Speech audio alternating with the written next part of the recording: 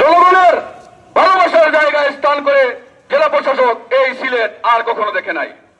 আমরা আশাবাদী ছিলাম এই ডিসি সরওয়ার আলমের মাধ্যমে তিনি যে উদ্যোগগুলো নিয়েছেন সেগুলো তিনি বাস্তবায়ন করবেন। বিশেষ করে আমরা দেখলাম যুগ যুগ ধরে যেই শাহজালালের মাজারকে কেন্দ্র করে একটি কুচক্রী মহল তাদের পেট উদর করছে, যখন তিনি সেখানে হস্তক্ষেপ করলেন তখনই তার সাথে একটি অন্যায়ের অবিচার করা হলো। আমরা তার তীব্র নিন্দা জানাই।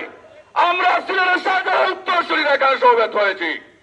যেই গৌরগোবিন্দের প্রেতাত্মারা শাহজালালের উত্তরসূরিদের যেই অগ্রণী ভূমিকা তিনি নিয়েছিলেন, তারা যে বিরোধিতা করতে লেগেছে তার ওই বই প্রকাশ করেছে এই বদলি।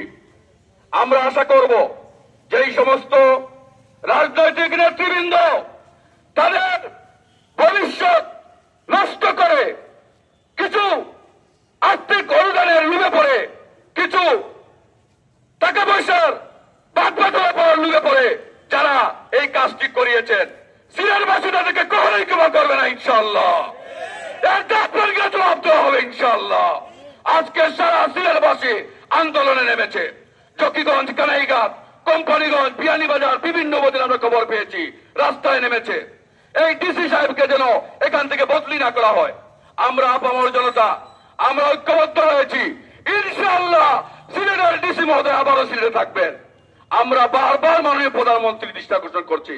আমরা আপনাকে অত্যন্ত বিচক্ষণ এবং ন্যায়পরায়ণ একজন প্রধানমন্ত্রী হিসেবে পাচ্ছি। আমরা বিশ্বাস করি আপনি সেটি বিবেচনা করবেন।